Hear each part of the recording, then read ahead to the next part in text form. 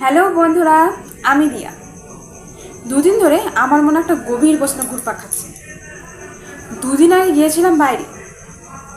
রাস্তায় যার সাথে দেখা হোক না কেন, কিছুক্ষণ কথা বলার পর একটা কথাই বলে, দেখো দিদি, আমার মনে যা মুখে কিন্তু তাই।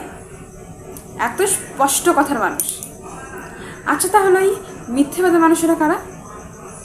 আর যদি সত্যিই এমন হতো, মনে যা মুখেও তাই, তাহলে সমস্ত কথা পাল্টে যেত।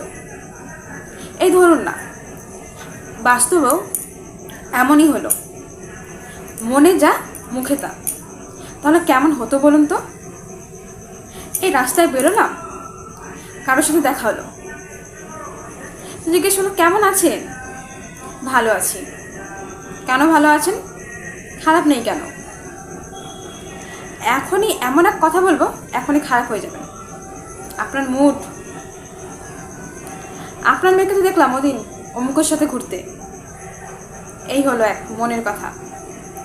এরপর আপনি ধরো না, একটা কমন ব্যাপার, বাড়িতে কোনো আত্মীয় এলো বেড়াতে। তো দরজাটা খুলে দেওয়ার পর আমাদের তো প্রথমে একটাই কথা থাকে, আপনাদের আসতে অনেক কষ্ট হলো তাই না? এটাই যদি মনের কথা হতো, এত কষ্ট করে আসতে গেলেন কেন? না এলেও পারতেন।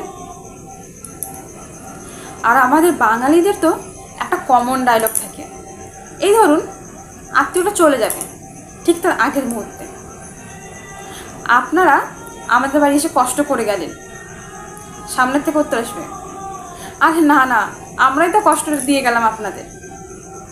এটাই যদি মনের কথা হতো, আমরা এসে কিন্তু আপনাদের বাড়ি থেকে কষ্ট করে গেলাম, তাই এলেন কেন? না এলে তো ভালো হতো। আজকের জন্য এতটাই। নমস্কার।